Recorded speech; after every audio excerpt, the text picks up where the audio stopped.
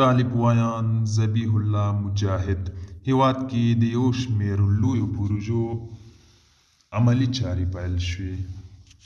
سلام، وخت مو په خیر. پام وکړئ د نن ورځې تازه خبر ته. هیواد کې د یو شمېر لویو پروژو عملي چارې پیل شوې.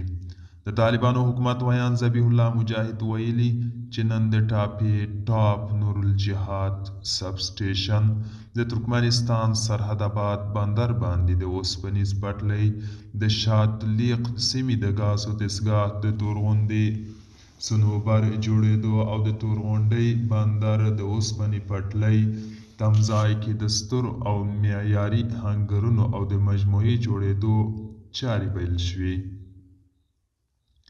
د یادونې وړ ده چې د ټاپې پروژې د چارو عملي پیل لپاره نن هرات کې عمومي رخصتي اعلان شوې وه.